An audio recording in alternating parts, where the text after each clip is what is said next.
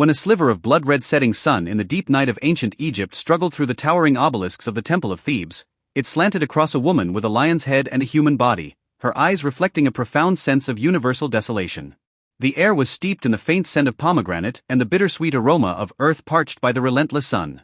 At the heart of a ruin enclosed by colossal stone pillars, where the distant murmur of the Nile's waters approached and then receded into silence, she quietly spread her palms, stained with the crimson residue of wine. She was not awaiting a new sacrifice. Instead, within her mind, utilizing an inner imaging sharpened to an acute edge by eons of observing war, she repeatedly ruminated on the sun god Ra's philosophical metaphors of mercy. She was Sekhmet, the goddess of war and healing in ancient Egyptian mythology, an intellectual sentinel who chose solitude at the zenith of power, exiling herself to a state of soft intoxication for millennia. The genesis of Sekhmet's life held none of the opulence typical of a court. Instead, it was a deep crimson foundation woven from the sun's most blinding rhythms and the primeval roars of lion prides in the golden shadows of the desert.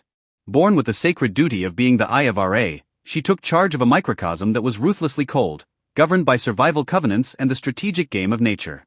Beside altars reddened by the glow of starlight, she learned to use her gaze to perceive the biological structures of life lurking behind every point of death.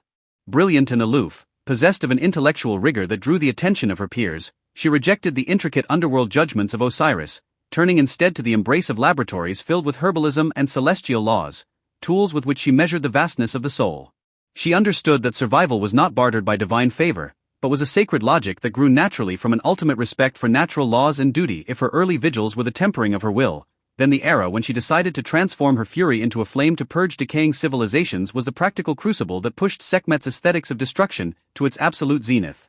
She overthrew the prevailing divine fashions of mere verbal warnings, resolutely transforming her talons into an ultimate judgment. She sought to replace endless moral persuasion with prolonged retribution. In those quiet nights, where only the rhythmic cracking of parched riverbeds could be heard, through ruthlessly precise calculations of soul fluctuations and the depth of sin, she issued silent commands that stabilized the order of Egypt. At those moments, Sekhmet was the most sober and solitary artisan of the entire African continent. She accepted every human misunderstanding with silence, standing like a marble bell tower, solitary and soaring, yet indestructible.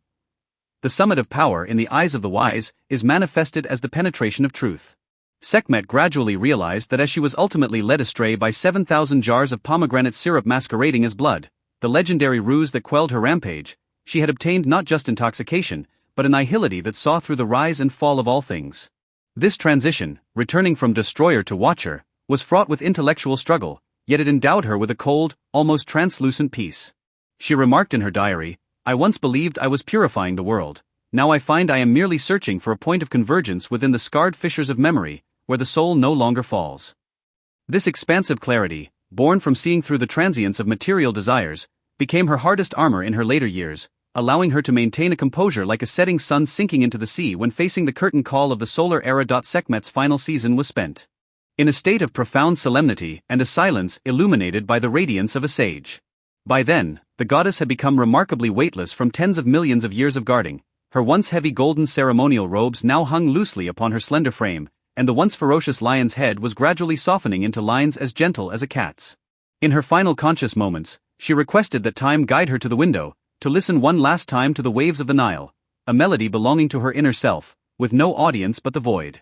She closed her eyes, tracing a final arc of completion across her chest with hands that had held 10,000 scepters and nurtured 10,000 herbs.